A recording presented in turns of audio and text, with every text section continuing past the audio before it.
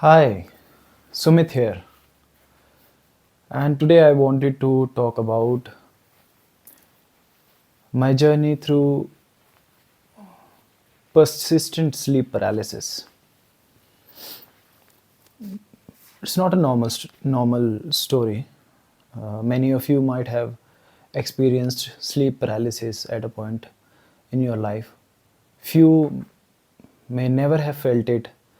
Few would have felt it or experienced it persistently.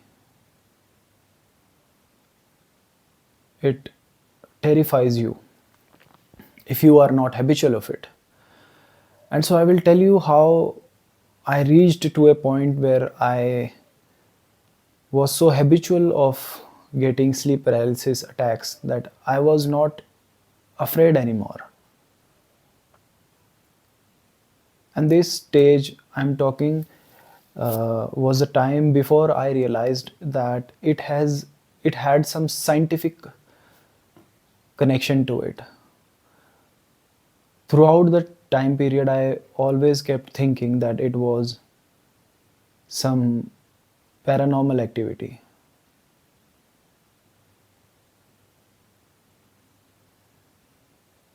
And there's a reason behind it. Because my entire family was suffering from it. And we used to share our experiences and we used to wake up at nights trying to wake ourselves up,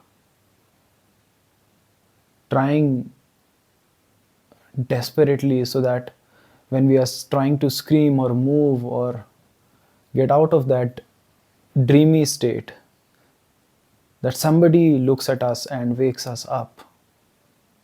It was so terrifying. My very first experience of sleep paralysis was I vividly remember that experience when I was 12 years old, sleeping on my terrace with my father.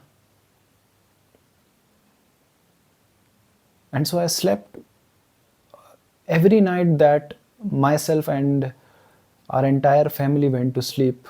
We went to sleep terrified,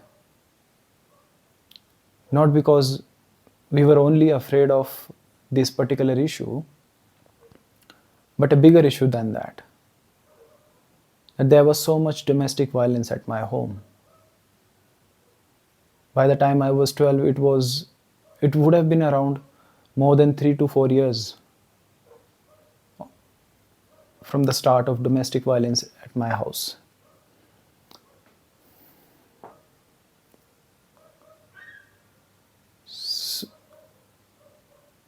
And throughout that time, when we went to sleep, when we were going to sleep,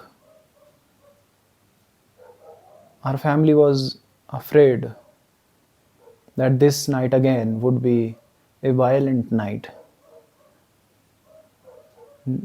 Our neighbors knew what used to happen at our home every night when my father used to come back at home after his office hours, drunk, and we were terrified of him. We all were. And so, me and my younger brother, we used to live in just a one hall and room sort of apartment. The room was after the hall finished. It was not side by side. For example, we enter the main door of the house.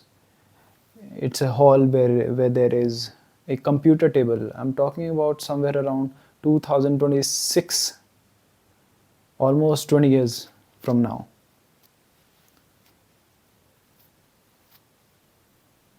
And after that, we had a room. On the bed, me and my brother used to sleep, and in the hall, my father and mother used to sleep previously.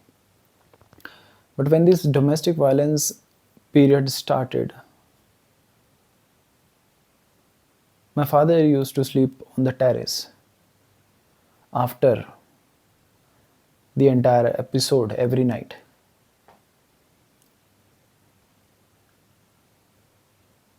And so he used to come late home, and by the time his time of arriving at home used to get close, I personally remember myself, I used to get so terrified that something will repeat again, that it would all repeat itself again. And we were little, young, so young. And so every night we used to go to bed late before my father arrived at house. We tried sleeping looking at the ceiling, lying down on the bed, praying to God. Not praying to put us in a good situation and change the dynamics of the family. We used to pray to skip that violent episode at least for tonight, so that my mother doesn't have to go through the beating and the torture, the humiliation, etc. And we were young, we were so terrified of my father that we hesitated getting in between the two of them to protect my mother. And so, but it never stopped. It never stopped. And we were always filled with some sort of burden, and the burden of an image that we have superficially created, our entire family superficially created in front of the society, neighbors, relatives, etc. We didn't want to break that. And so for years and years, I never told nobody that situations were like that at my home. So we went school every day, we came home, we played as well in the day. Everyone used to share their family issues, etc. But I was never able to. My brother was never able to. My sister was never able to do that.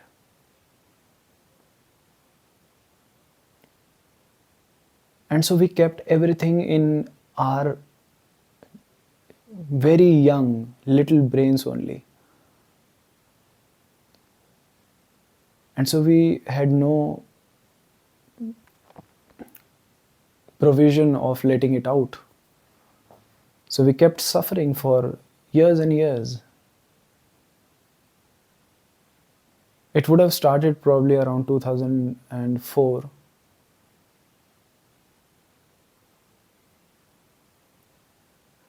And years later, when it stopped happening, just the last year I was able to,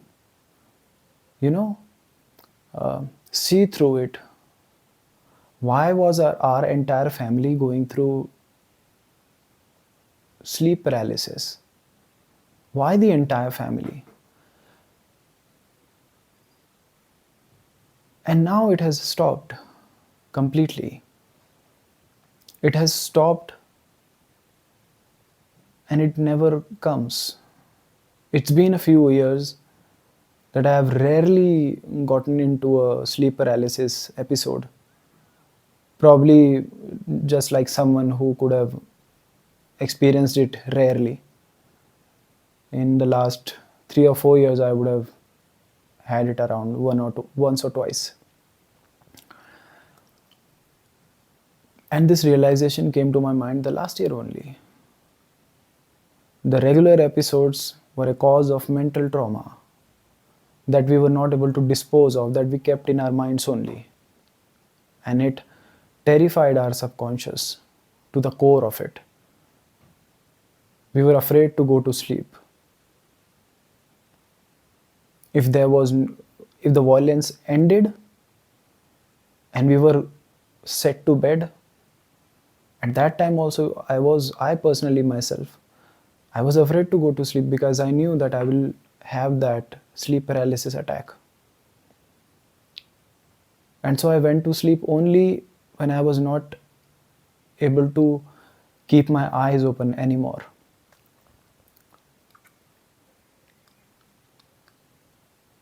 I used to share my experiences of sleep paralysis with my friends, and I used to ask them if they have experienced it, and I found rare, like one or two people who have rarely experienced uh, such thing in their lives, probably once or twice or thrice.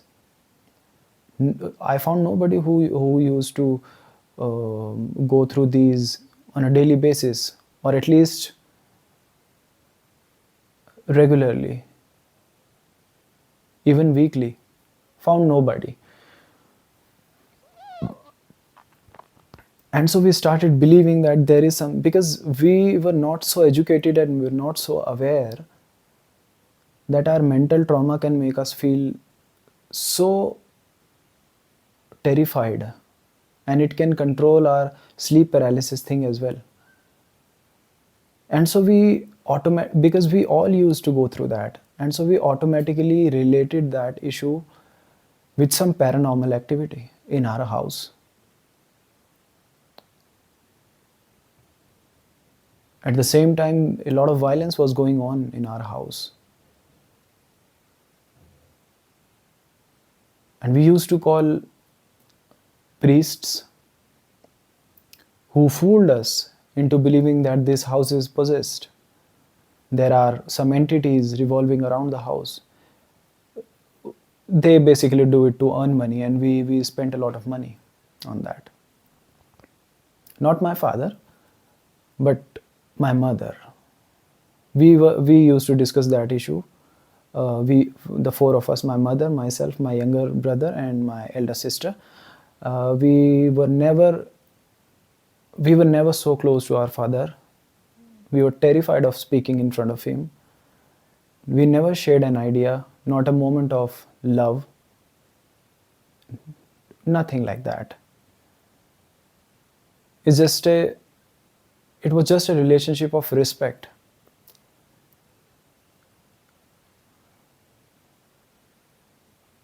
Not respect, but fear. And it was a relationship of fear for all of us with them, with him, my father. And so my mother was not educated. We were not as mature at that time. I'm 30, I'm going to turn 30 right now. Assume 20 years ago, I was 10 years, 9, 10, 11 years approximately. And that was a time that we started believing that something is wrong in our house, and priests are telling us that there are more than one or two entities in our house revolving around us. And so there was a time that we turned into Christianity. My very close uncle, my father's real younger brother, has already turned into Christianity, and he suggested us to do so as well. So my mother tried it, and I did as well, and my entire family did, except my father. We started going to church, and we became a very integral part of the church, into the choir, the worship team, etc., preaching through Bible, everything. And at a point in 2011, around 15 years ago from now, we moved to a different city where my uncle used to live. And that was the time that the violence entirely stopped. And the reason was that my father, I believe it personally, that my father had to maintain a stature, a respectful image in front of his brother, because he used to live very close, very nearby. And it would not be suitable for us or my mother to go to their home in the middle of the night to ask for protection or safety. So the violence stopped fully since 2011 when we moved to the new city close to my uncle. But even then, those violent sleep paralysis attack happened. They keep happening. They never stopped. When we called Hindu priests to our house, so many. My mother used to go to mosque, to temples, and when we started going to church, it never stopped. And so we started believing that the entities are following us wherever we go. We were so terrified that despite moving to a different place, it is not changing. But that was the time that we started communicating less about this issue. So we dealt with it separately, individually, in ourselves, because at least we were satisfied with the stopping of domestic violence in our house.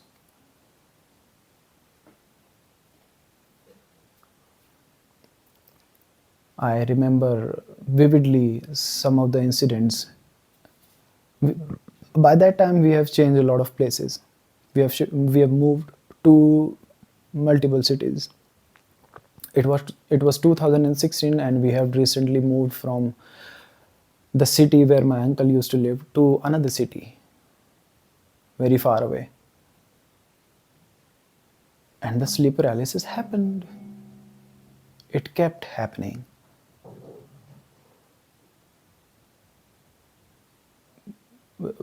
And the intensity did not diminish at all. Some incidents were so intense that we were terrified, bone chilling experiences. But by that time, probably all of us had gone, had become used to it. And so we knew, while when sleep paralysis happens, you are in a state of, it's not a dream, it's a state of partial awakening. You are awake, but somehow your sleep pattern is in a stage where you are not able to move or do something, and you feel like somebody is sitting on your chest and they are choking your throat, and they are not letting you call your loved ones to save you, and they are not letting you to move, they're not letting you to make any voice. And so you look at them, you see their images, the shadows, and you feel their hands on your body. You feel the weight with which they sit on you, on your entire existence. And so, such similar incident I remember in 2016 when I had come from my coaching of preparing for medical school. It was noon. I was sleeping, tired, exhausted from with so much study at the coaching center. And so I slept after having lunch, and it was day. It was daylight. It was direct sunlight into my room. Just curtains. There were just curtains, and the room was lit. And I vividly remember that my mother was washing clothes, and the sound of washing clothes in the washing machine was very vivid. And I could hear it. I could hear my mother move, talk, do the chores, put clothes in, and the sound of the water slushing into the washing machine. But there was somebody sitting on, and I was, laying on my chest, on my stomach, with my face turned towards right. And I remember someone was sitting behind me, like here. You can imagine, I was on my stomach, on the pillow, and I could feel the weight with which the person sat on the mattress which I was lying down. And the mattress actually, you know, I could feel the weight pressing the mattress. I moved. I remember it vividly. And I knew that it was going to happen again. And so I tried making some sound and I tried moving so hard. And it grabbed my hand. It was a time when I was not as afraid of it, because I knew that it will end. This episode will is going to end. So even if somebody is there, this episode is at least going to end, because I was so habitual of it through years, more than 10 years. And so what I did was, at least in my imagination, at least what I could remember is that I moved my hand from under his hand and I put my hand on his hand, tried grabbing it. But as you know that you are not in control when you are having that attack. And so he again pulled his hand from under my hand, and now this time he held and grabbed my hand tightly. And he looked at me, peeked at me, smiled with his white eyes and white teeth. It was just a heavy bodily shadow. And it ended again.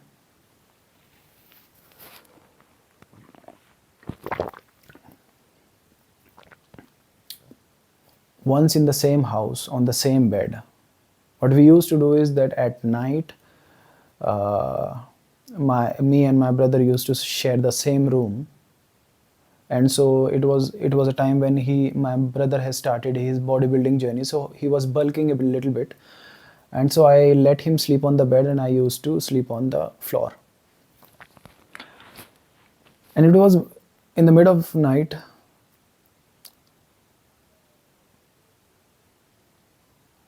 And we didn't know, I didn't know scientifically what exactly that was.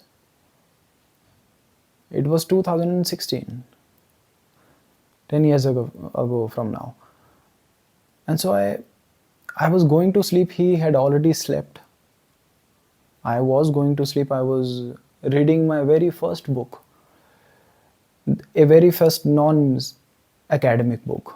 It was a novel, and I was going through a breakup and I was crying at that night. Reading that book, it was too romantic and painful for me at that time. I read that book again probably 2 years ago, and I laughed how stupid I was, because it was a bad writing. Not that I'm not emotional, because it was such a bad writing, but whatever. My brother had already slept and I was about to go to sleep late night around 1 or 1:30.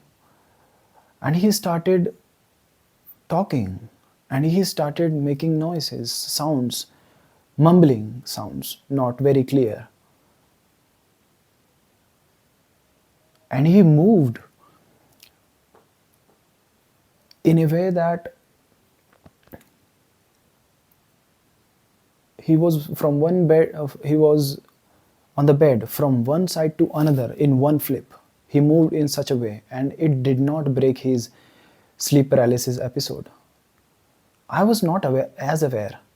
I got up, I tried moving him, I tried making sound to wake him up. He didn't, and I slapped him hard. Whatever came to my mind to the rescue, I did that.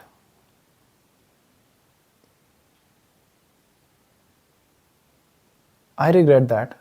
Not anymore, but I apologized to him few years later.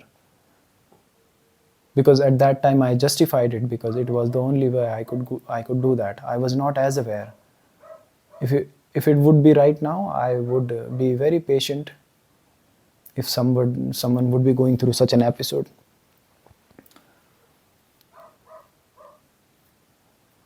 But at that time, I did that. And so the point of this story and this discussion is that how our older traumas from particular incidents sit into our hearts, into our consciousness, that even after the end of those incidents, the reason entirely through which you are feeling traumatic, etc. But those traumas can still be inside you for years and years and years, and you would not be in a situation to realize, because uh, your awareness is not as developed and matured, because any incident, any traumatic incidents makes us immature, makes us childish. When we say that pain and trauma makes us stronger, no, it does not. It makes us vulnerable, and it makes us immature. It makes us believe into things that do not exist, and that belief does not let us identify the real cause. I'm not specifically talking about if something is happening bad right now to you, or if you are doing something bad to somebody. But it will be there for years and years. It may take a year, it may take 10 years, it may take a lifetime. It depends on the understanding.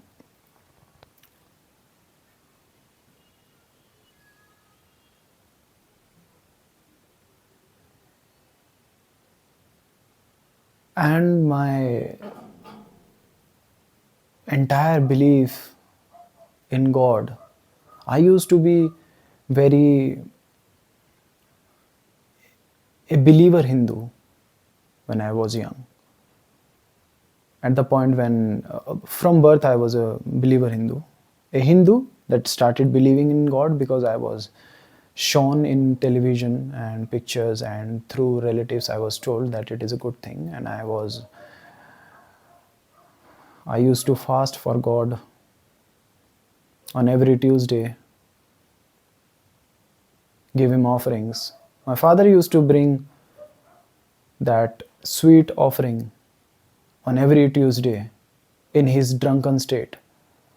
So what we did was, every Tuesday I used to wait for that offering, because I was a very firm believer in that God.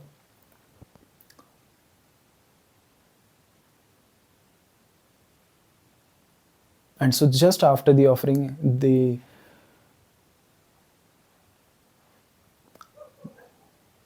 the violent episode started every Tuesday. He just used to wait for me to get out of we have created a very small sized temple in our house where we used to keep the idol of the god, where we used to put offerings. And just after I was done, and we used to I used to distribute that offering to my family members after putting it in front of the god. Once it was done, and that was the moment that it all started again. And our conversion to Christianity later. And 2015, when we moved away from my uncle's city, was the time when slowly my belief into God was fading away. 2016 and 17 was the time when I started reading non-academic books, all sorts of books. And so it made my temper very scientific. Scientific but spiritual, not religious. What I mean by spirituality, I might be able to tell something about it in another video, not this one. And so this is all what happened. I was terrified of going to sleep because of two reasons. First, it was If I sleep and if my brother sleeps, my mother would have to suffer it again alone.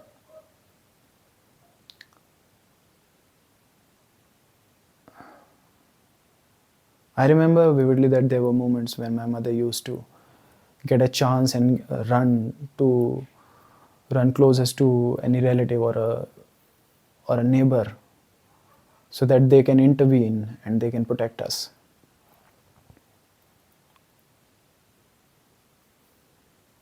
And so it brought a lot of trauma in all of us. And we thought hilariously that it was some entities following us, our entire family, that we have done something. And when it all stopped, it all went away, I realized how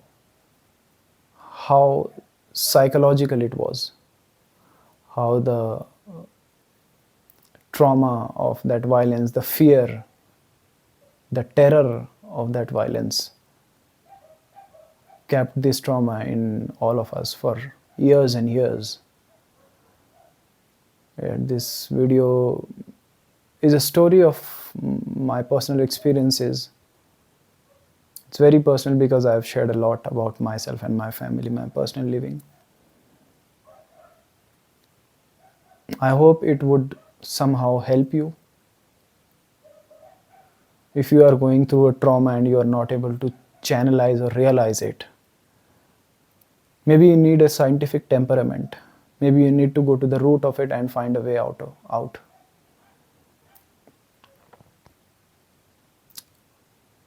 I'm not a psychologist or a priest to tell you the exact solution, but through experiences, I hope you would have gathered something for yourself. I would really love to see you guys again in another video. You drop in your comments, your opinions, and subscribe to this channel if you would like to stick. And because I have taken a route that not many do in Indian society. So I would keep sharing my experiences and my learnings and my opinions, my ideas, my thoughts, etc. See you. Bye.